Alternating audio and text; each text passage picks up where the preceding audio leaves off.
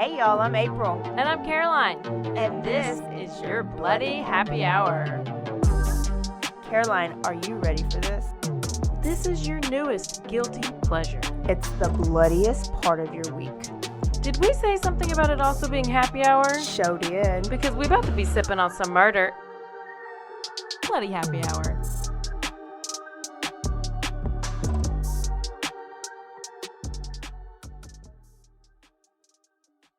Hey y'all, this is April. And this is Caroline.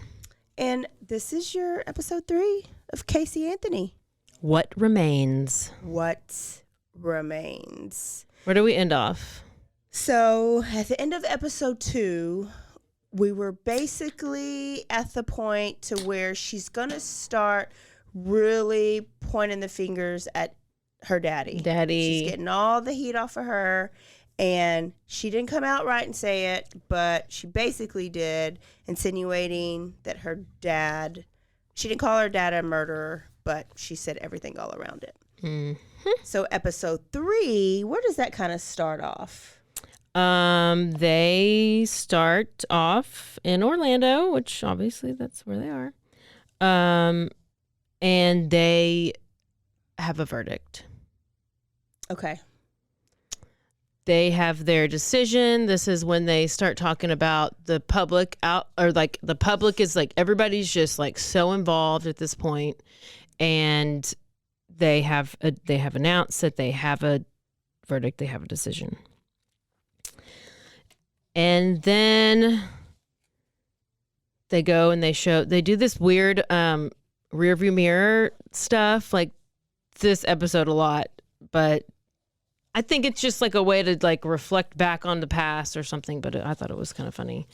So she goes and she explains what it felt like to be at the center of all of this, and that she talked about how terrible her 3 years in jail was, because she at this time had been in jail for 3 years. She wouldn't wish it upon anyone. She described it as hell, and all this stuff. I remember thinking, oh, she's a victim again. Like me, like her daughter's dead, but she wants everybody to feel sorry for her time in jail. Yep, basically. Then the judge comes on and he says, "Madam Clerk, you may publish the verdicts." And of course, we get the not guilty verdict. Yeah. And everybody is shocked and appalled, and everybody's angry, and there's just an outburst. But what Casey and her defense team are doing, they're celebrating. Hugs all around, massive team embrace, since her innocence has now been proved. And I mean, I would do the same thing. We got just hugs everywhere. And she makes it seem like now everybody knows I'm innocent. Like, I think she really thought everything was going to be okay. Like, go back to normal. She's innocent. Oh, she's a great mom again. And it didn't. She was hated more. She was hated more, and she started to get death threats. So her and the lawyers, right? Yes, the defense lawyers reported several death threats, and then they were trying to figure out like where they should go, because they needed to get her out of there. This, if you are watching, this is one of the pictures that went around. It's a picture of an image with a bullet in her head. And it says, "Keep smiling, bitch."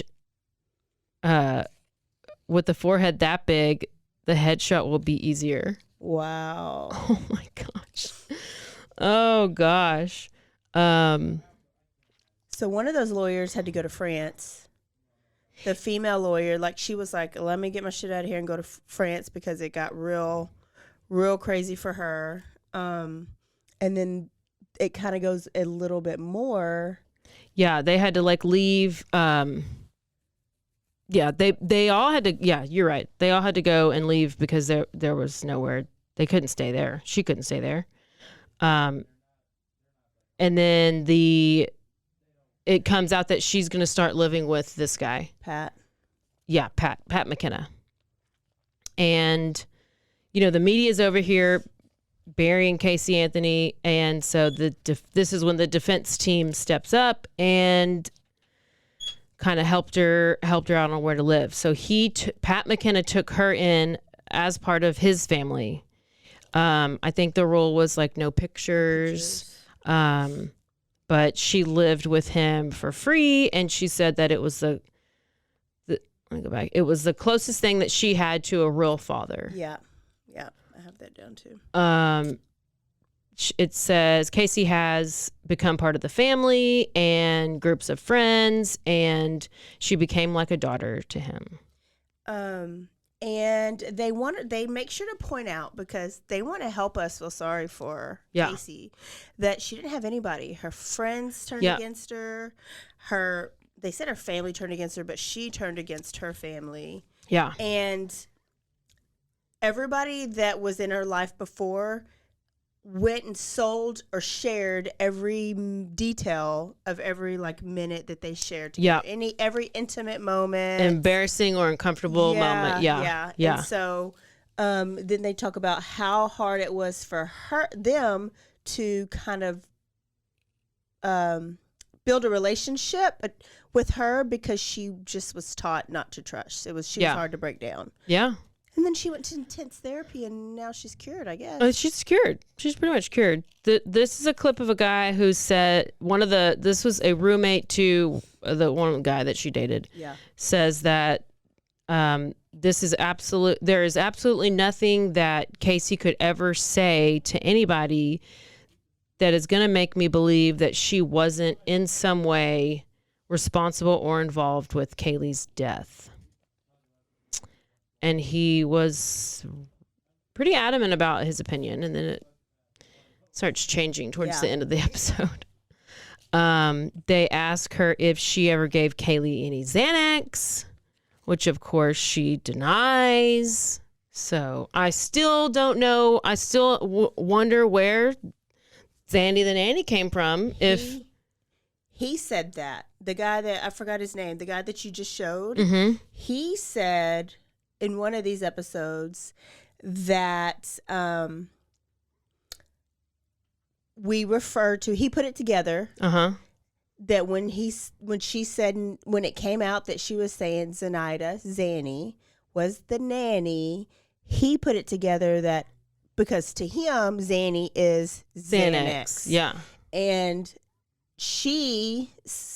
nobody ever says she really said it. He just kind of put that into somebody else's head, and then people ran with it. So I guess he kind of took responsibility for coining that term, maybe. But I just don't. I mean, she went along with it though, this whole time, or for those 30 days, went along with saying that Kaylee was with this nanny lady. Yeah, it was just. Oh, she talks about why she does that. So we'll get there. So I do want to say that during the trial, because we said that she got not guilty. One of the things that came up that that helped her get that not guilty was that there was no evidence, because remember the prosecution was saying Xanax and then, or chloroform. Chloroform. And that she was duct taped at the mouth. And the evidence for whatever remains that they had, there was no DNA on the duct tape. So that kind of threw out that duct tape could have been over the mouth. And then also threw out that it was even part of the body. So they were saying, so it goes into the story of later on what they say, how the body was probably actually wrapped up, is that the duct tape was part of the trash bag. The trash bag? I think. I was kind of... Because she was wrapped in a blanket. In the blanket. In a trash bag. Yeah. And so they were saying that the trash bag was actually duct tape. So, but with because she was out there for so long, the duct tape was closer to her because the trash bag, I guess, had blown away. See, that's all. So that kind of rules out the story that the prosecution had for Kaylee, which made people think, well, yeah, there's really no evidence that she did tape up the mouth, or, you know, the evidence doesn't fit their story. Yeah, yeah. Okay, so then she's asked about the Xanax, and then she goes on to watching her parents on Dr. Phil. So her parents are going and they're doing interviews on different news channels and different places. And so what's happening here is Dad George is telling law enforcement one thing, and then he's telling the media another thing. Mm-hmm. So he's telling law enforcement that he does believe Casey was involved, and then he's telling the media that he does not think that Casey was involved. Mm-hmm. And so in this clip, it's just, and you blamed her then, and you blame her today. They're just asking questions. The dad said that he does blame, he just goes back and forth. I want to think that he has power. Oh, so then Casey goes on to say that her dad has had the same pattern for 11 years and that he's throwing her under the bus for what happened and for money, and he's doing it all for money. He's going on these shows for money, and he's saying all this stuff for money. Yeah. And this is when she was like, why blame me for something I didn't do? Yeah. Why blame me then? Why blame me now? I wasn't the only one in the house. Mm-hmm. Like, why would it just be, which I can understand that too. 3 people lived with Kaylee. Why wouldn't you rule out all 3 of those people so that 10 years later, when she comes and points the finger, we have evidence that says, nope, actually, here's this and here's this and here's that. We don't have that. Was not the only one home. Then they start doing this animation thing again. So the dad starts to say that Casey belongs in jail and because of Kaylee not being here. And then it says Casey Anthony's parents did interview for money. Casey says she's lost everything. The day that she lost her, meaning Kaylee. Say it all again. So Casey is saying that the day that she lost Kaylee is the day that she lost everything. Yeah. Mm-hmm. So, and then say that and then stop. But she kept on and she said, every day I live with a broken heart. Why didn't my dad call 911? Why did he keep blaming her for something she didn't do?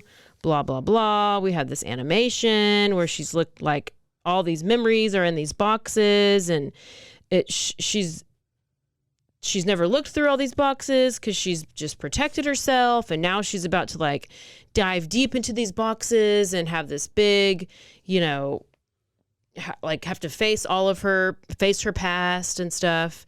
It's just this weird. And her reasoning for not talking about this whole time, because it was too painful. But not for her. I mean, yeah, for her. But she says she doesn't want to hurt her new family because she knows that her new family, when she's in pain, they're also in pain. So she wanted to protect Pat and all these other people that were on the show, her other lawyers that were loving her, and the bald-head black lady. She wanted to protect them, too. That's so nice of her. But I hate, why didn't Dad call 911? Why didn't you call 911? You called 911 at the club. At the club, whenever you spilling drinks on people. Yes. You did not hesitate to call 911. You knew that number real quick. I mean, you just can't with this person. Then they talk about there's this a phone call between, I think this is the actual original call, one of the original calls, but they talk about a call between Casey and George. And she goes on to say that her dad was telling her everything that she wanted to hear, that Kaylee would be okay. and she'd be home soon and they would be a family again. And Casey just had to keep following his instructions. Yeah, instructions, follow instructions. Yep. Because she was basically brainwashed.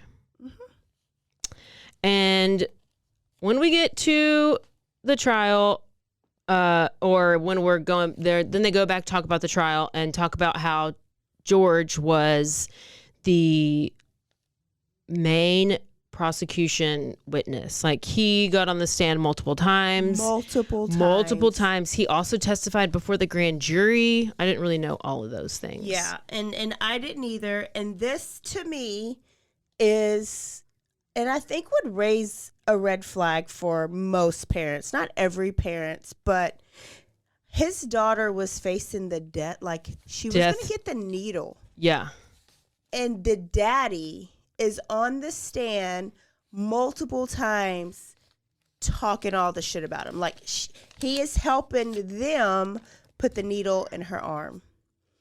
And what usually doesn't happen is once if you have to testify, you're not allowed to sit in the audience in the courtroom because you can't hear what's going on, right? Because then you could put together things and maybe change your actual testimony.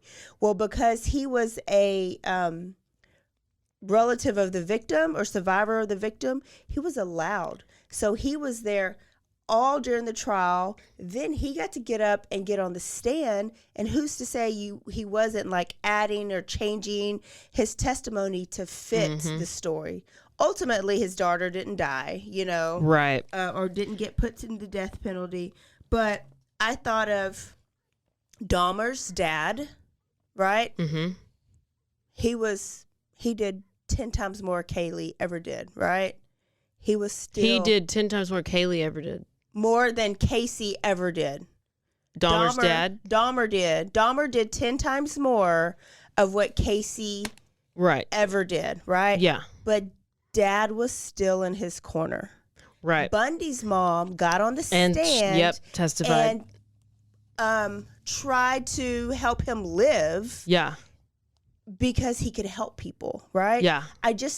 I've never seen a parent help put a needle in somebody's arm. This is why I think George, I'm not saying Casey is not guilty. This is why I think George is sketchy. George is sketchy as AF. Yes. I think the whole family's all. This helps me. The brother is probably the only innocent one, and he's nowhere to be found in any of this. Yeah. He does get on the stand and say something that I think also helps Casey later on. But so all this stuff is coming about. They're really pointing the spotlight on George's dad on Casey's dad during episode 3. He says stuff like, my daughter knows what's going on, but is not saying anything. They also have cops. Is that coming up? Like, they're interviewing different policemen that were on the case. Well, I remember this was they just focused on him and how many times that he was on there and testifying. Yeah. And that Casey had no idea he was going to testify against her. Right. And then what he had told the investigators was, what does it say? I dropped off.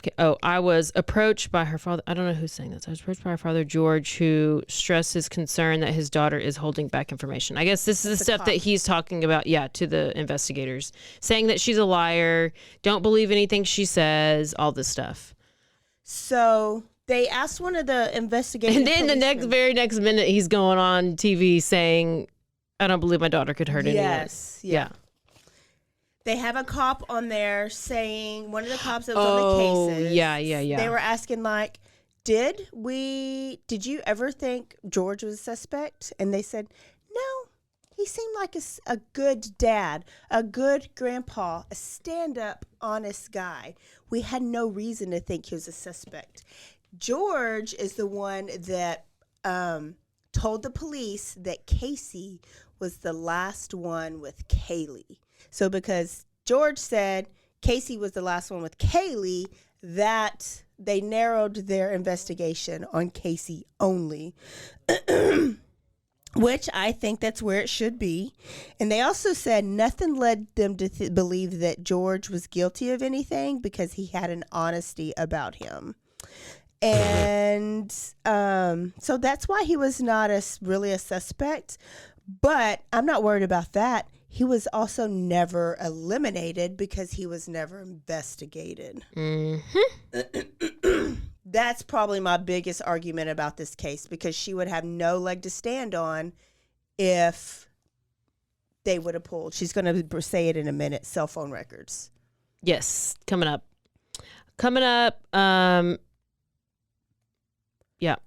in a little bit. But this, let's see, on Kristen Patton, I think was her name. Yeah, Kristen Patton she says, I love studying court cases. I love acquittals especially. So this lady is a citizen journalist, and she wanted to solve the case. Mm-hmm. And she found contradictory statements that the dad made to law enforcement versus the media, which we've talked about. Dad was the first one on the stand and testified multiple times, told the jurors that Casey had human decomp in the back of her car. And he was the prosecution's key witness. Well, this whole the abuse allegations start to come up, and they ask if he has ever molested his daughter, and he says no. I mean, he just says no. So who's going to say yes? I know. So what I guess she says is that a child of abuse can compartmentalize so much, and then that's what makes them a compulsive liar. Mm-hmm. And that this is whenever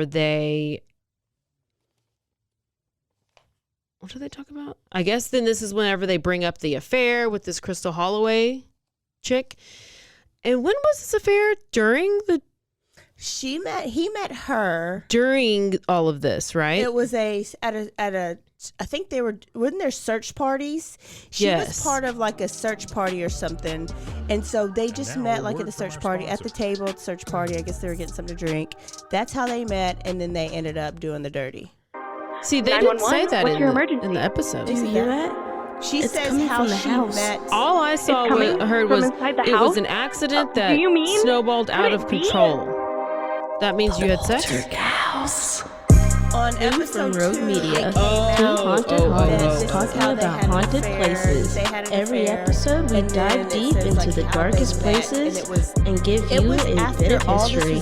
We're getting spooky in all the right places. You've gobbled your last ghoul. Follow along for the craziest and spookiest stories with Debbie's Dark Tourism. So I guess this didn't really Winchester sway House, anybody. the Alamo, Hotel Monte Vista, and more That lady up there, places. what was the...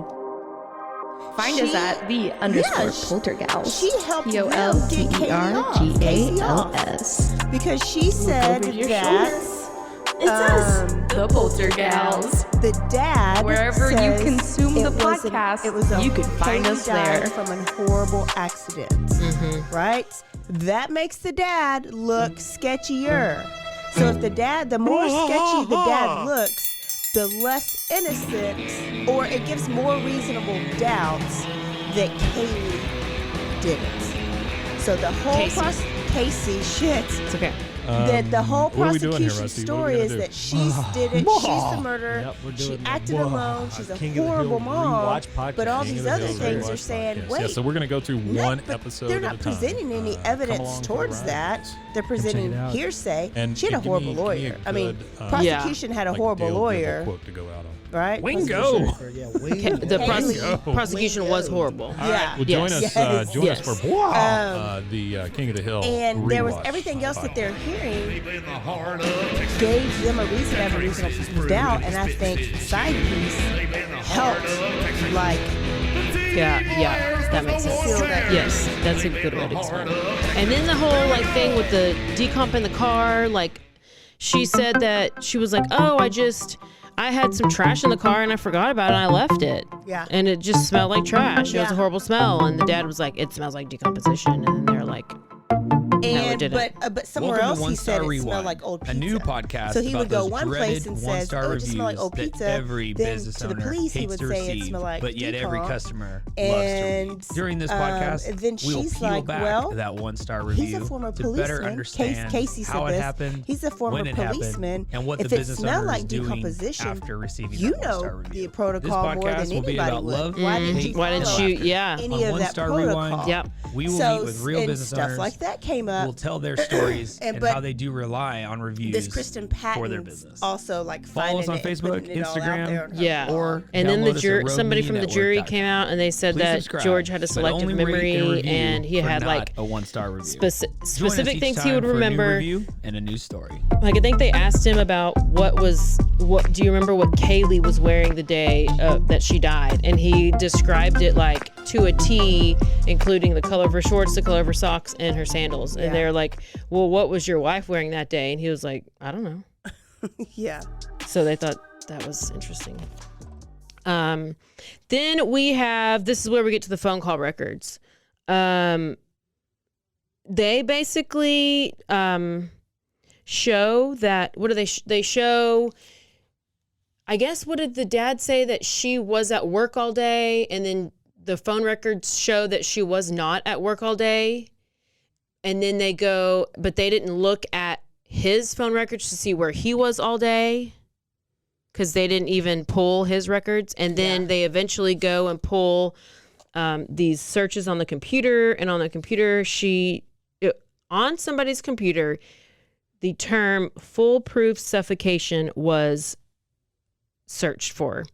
And Casey says that her whole family had the password to this computer, that it was her computer, but her whole family had the password. And then they go and they say, and then nobody had the password. So we don't know who's searching it and who has the password. I mean, this whole family is just a bunch of lying liars who lie. That's all they are. They're all lying. They're all liars. So this computer, they try to fill in the gaps of the phone calls and the time, but I mean, nothing's adding up. And they asked the cops, did y'all ever pull his records? And they said no. Yeah, they Because said Casey no. was like, They okay, did that. you have my records, but did you pull my dad's? My dad lived 10 minutes away. He could have easily left or worked 10 minutes away. He could have easily left work, went and did that search and gone back, and nobody, like, he could have done that in between that time frame of whatever that search happens. Mm-hmm. But there's no evidence to really rule him in or rule him out. I didn't realize that his car wreck was in 2019, but it is. Her dad got in this big, huge car wreck where he almost died, and that's what he had to wear. Didn't he try to commit suicide? Yes.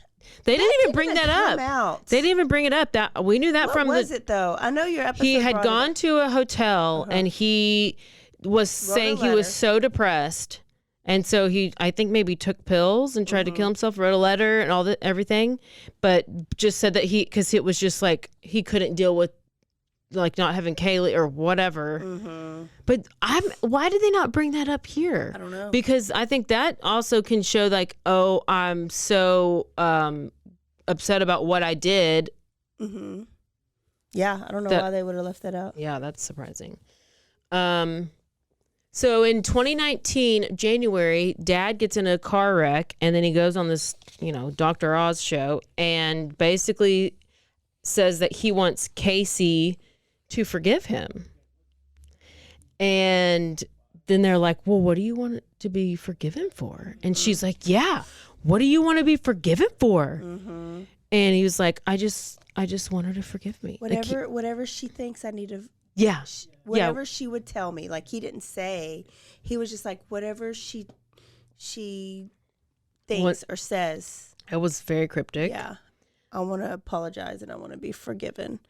But Mom says right there, it was a horrible accident. Yes. During that clip. And so Casey gets all excited. She's like, what? What was an accident? So I do think that was kind of I think they're bringing out the things that are even sketchy. Let me see something real quick.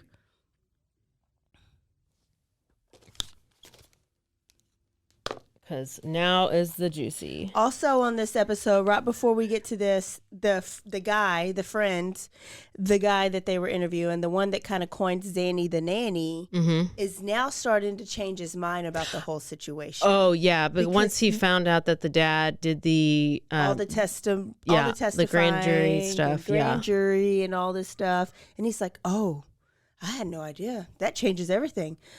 Can I have a break? Like, he just needed to take a break. And then he kind of like changes his tune about Kaylee a little bit. How much should they pay him to do that, you think? No? Just funeral. Okay. Do I have headphones?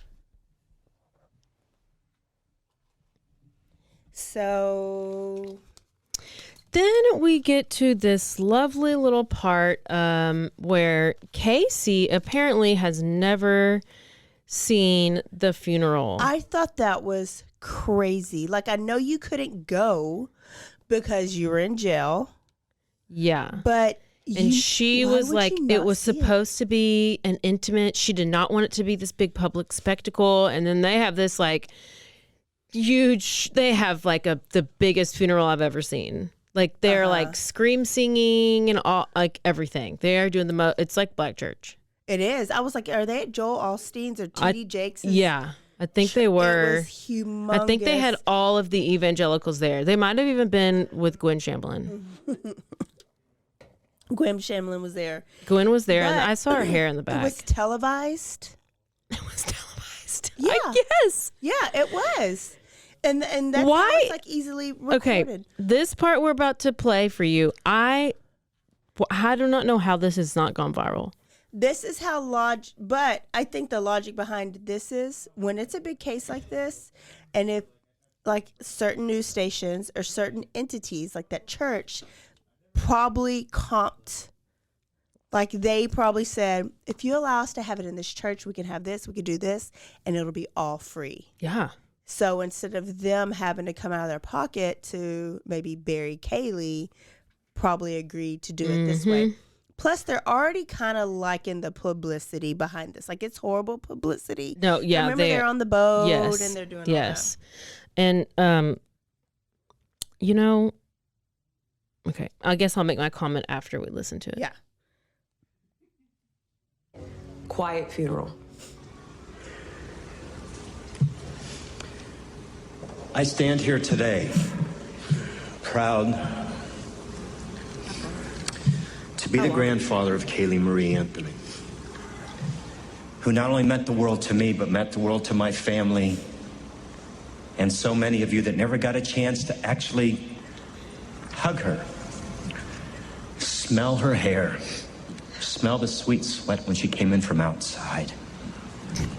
Are you fucking kidding To me? hear her call me JoJo, I miss that kiss on the cheek, that special hug that I tell everyone, it's so great to get a hug from someone, but to get a hug from a small child, that gives me energy like you couldn't imagine.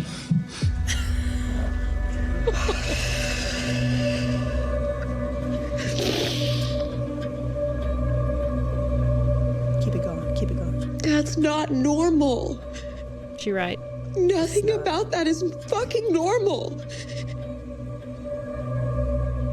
You're outright telling the world that you're a pedophile. Not really. Jesus Christ. I'm not going to say how much I'm going to miss things that I won't be able to do with her, because someday I'll be able to hold her hand again in God's heaven. I'll be able to take her in wagon rides. I'll be able to kiss her. I'll be able to smell her again.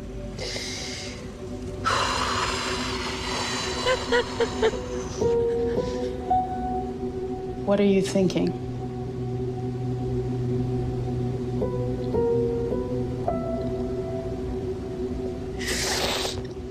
A lot more things make sense. That's not necessarily a good thing. What things make sense? I know what he did to me. And that was my fear. I had one job to keep her safe. As a parent, that's your most important job, is to keep your kid safe. As a kid who was abused, you don't ever want to see that happen to another kid, especially not your own. Yeah, so he's, that was so creepy. There's nothing normal. And she's right. There's nothing normal. I did write on here that I saw, me watching that personally, saw genuine reactions from Casey. Like, I felt like that's genuine snot she's sniffing. It sounded real tears. She did a much better job than Amber Heard ever did, even dreamed of doing. She actually might be the next Aquaman. Yeah, maybe so. Or whatever that chick was. She's definitely going to be in Aquaman. She would do better. I think this, not just this whole episode, but especially that, did a lot for a lot of people. Like, yeah.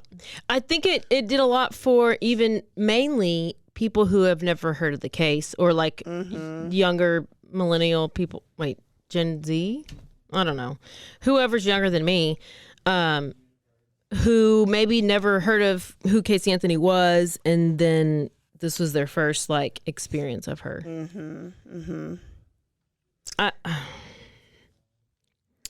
A little bit after this, they ask her, why didn't she get Kaylee out of the house? Like, if you knew what your dad did. They said, okay, so then they said that, well, did he have another affair? Yes. Yeah, an original affair. In November 2005, because Mom found out that she was cheating and she kicked him out of the house. Yes. So then she said that was the happiest that she had ever been, because it was her and her mom and Kaylee, and they were just living their best life in the house. And then Dad was kicked out, but then Dad got brought back in. Yeah. And then she said she never left Kaylee alone with Dad because she was just so worried that he was going to do to her what was done to her. And that's why she made up Zanny the nanny, because she said that she would leave the house but want to take Kaylee with her, like be going to friend's house but want to take Kaylee with her. And Mom was like, well, just leave her here. But she said she didn't want to leave Kaylee with Dad. So she made up that her friend had a nanny named Zanny or Zenaida or whatever. But she didn't exist. That was just her excuse to Mom to not leave Kaylee there with Dad. But how weird is it that there actually was somebody who lived in the area that was named Zenaida Gonzalez? I don't know. Oh, I thought a friend did have actually a Zenaida Gonzalez or a Zanny as the nanny, but it's the... And so she went and just stole the idea. Yeah, she stole the idea. She would say it was like a shared nanny was her excuse to her mom. Yeah. And then the other friend later on is the one that said is like, oh, there's no... when they found out that Zanny, the nanny, didn't exist, that's when he was like, because Zanny is actual Xanax. Yes. So she closed up that hole of why she made up the lie about Zanny in her head. She closed up that hole. She also closed up the hole of because when Dad came back in the house, she said she knew she needed to get her and Kaylee out, and that she told her mom that she was still working at Universal Studios, but she was actually bartending and doing other things. And she was trying to get money, and that way she could save up for a place to get her and Kaylee. She said it was good money, and she had a lot of cash, and she didn't want her mom asking why she had a lot of cash. But I was like, bitch, why are you stealing people's checks? Oh, yeah. Why are you stealing checks from your mom and your friend if you're making good money? But this was her way of getting out. This is how she was going to get her and Kaylee out of the house with her dad. So there's another lie she just sealed up for us so that we don't have to question her about that, Caroline. That's so nice of her. I know. She's very good at that. Are you go? So it goes to the. That's my last picture. Jail scene. At some point where she's in jail and she's on the phone with them, and so after this she says, "Okay." She's on the phone with her mom. She's in jail. Her mom and dad are there. And she says that this whole time she thought her dad, quote, had kidnapped Kaylee and was keeping Kaylee away from her. Yeah. But here's my thing. You're in jail. Like, you're in jail. If this is the story, at one point do you not say, Dad, tell Mom, I need to get out of jail? Like, at one point do you say, I'm sorry, I can't be patient anymore. If this is real. Why would you not tell your attorneys anything about your dad? Like, but she claimed she loved her mom so much when it was her and her mom, right? So if she trusted her mom, like she claims she was, when it was them three, they were a safe environment. Like, at what point would you not say, okay, Mom, this is actually what's going on? Like, maybe confide in your mom a little bit. Maybe not about the whole molestation, but you can confide in, this is what happened. Ask Daddy. Daddy knows more than me. It's because it's not the story. What is the story? They also asked her again, do you think she could have drowned? And then she talks about the ladder and the pool, and she couldn't have got up there because the ladder was not there. Then the tears come again, and she says the only way she could have gotten in the water is if he put her there to cover up what he did. And that if I would have called 911, that the police would have saw that she was wet, ruled it a drowning, and not examined the body and saw that she probably was abused. That's a lie. They would have still did a damn autopsy. But the story's like changed now, you know? That was her story at the end of this episode. Yeah, what do you mean the story's changed? She's never said a story, has she? Well, what was her, her story at the trial? She didn't. Or what was her argument at the trial? She didn't say anything. Jose Baez said that it was an accidental drowning. Yeah. Remember, she said she knew nothing about that. She knew that never could have happened. She never had a story. This is her first time speaking and saying anything. It took her 10 years to figure out her story. Mm-hmm. It did. It did. Wow. So Pat McKenna comes back on. This is, if you hadn't called her bullshit yet, to me, you call her bullshit again. So if y'all haven't watched it, you might need to go back and watch this episode. Oh. Because McKenna comes on and Pat McKenna, and he's basically co-signing on George abusing Kaylee. Yeah. Okay? And just saying, if it was an accidental drowning and you didn't have anything to hide, why wouldn't you call 911? Like, what is the reason to not call 911? Yeah. Besides, you've abused her and something else would come up in that autopsy. So this is what Pat McKenna's saying. So he's crying as he's talking to Kaylee. Casey, damn it. He's crying as he's talking to Casey. And he says, I've never told you this. He says, but I think that there could have been an accident during the abuse. And he goes, did he ever do anything when abusing you that could maybe cause like an accident, maybe cause like an accidental death? And she goes, yeah, he used to put a pillow over my face all the time. Oh. If I said no, he would put a pillow on my face until I passed out. And he goes, oh, that could have been it. that's probably it. She starts crying, and then that's like, oh, well, they solved the crime. Yeah, so it's like, was she drowned or was she suffocated or like? So they're saying that he got Kaylee out of the room when Casey was taking a nap. Okay, and that he abused her and put a pillow on her over her face to muffle her screams. And that by the time he was done or got off or whatever, Kaylee was actually dead. Accidental. Like, he didn't mean to. He just wanted to abuse her. He didn't want to kill her. Yeah. So then he dipped her body in the water to make it look like she had drowned. Yes. And then when he showed Casey Kaylee's dead, lifeless, cold body, she said, okay, well, I'm gonna go get a tattoo, and I'm gonna go to the bar.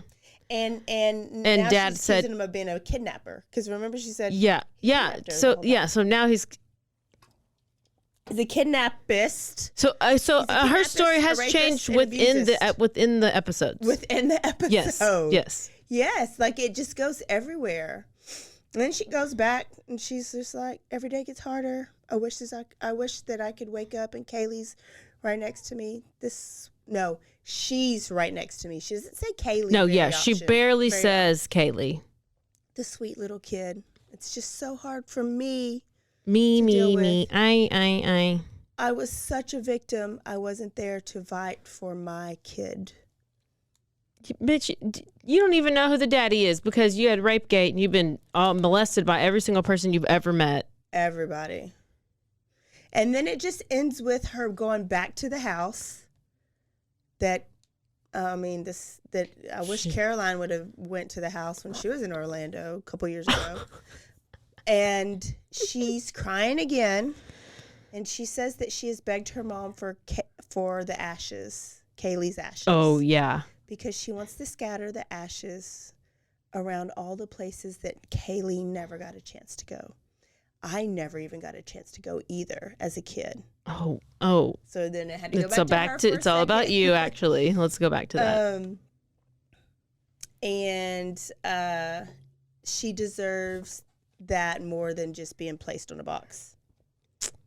In a box on a shelf. Yeah. So that's it. There you have it. I want to know what you guys think. Caroline, I need your conclusions.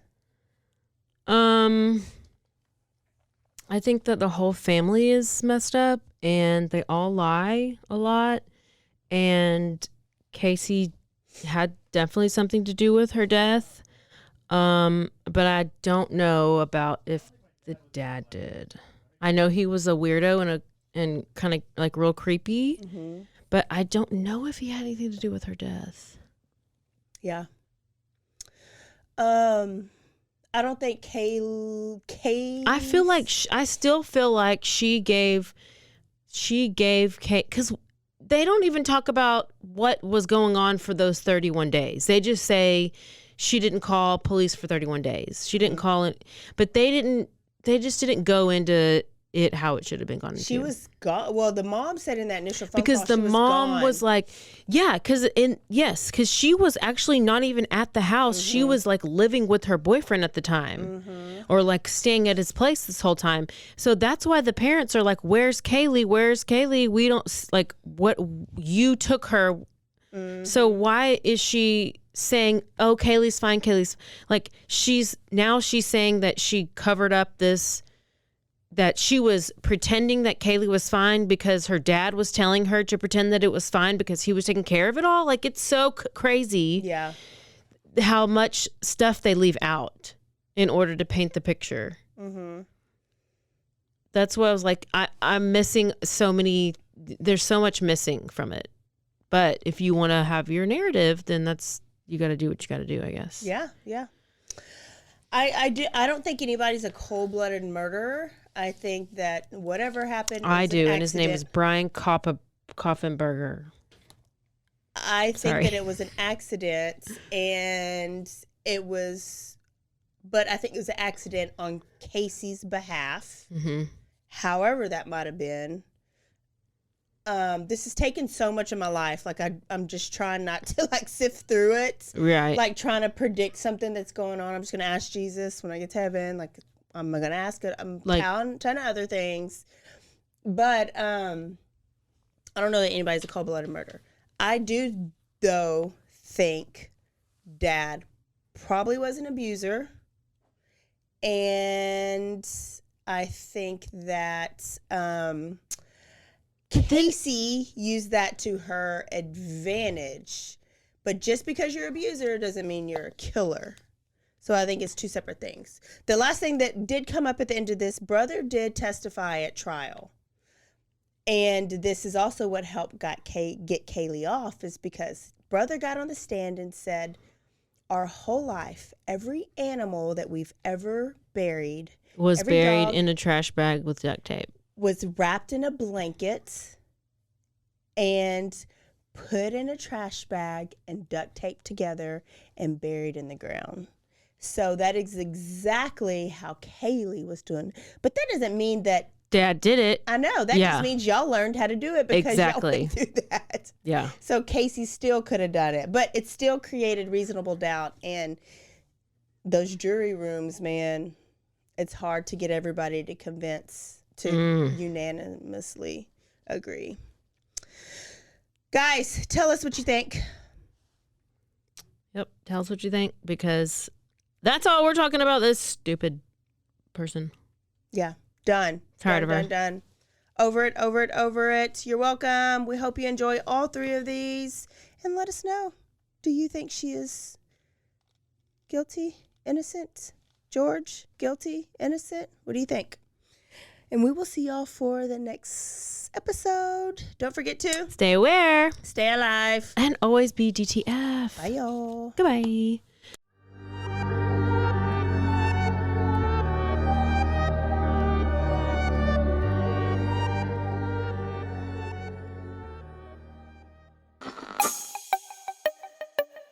This has been a Rogue Media podcast.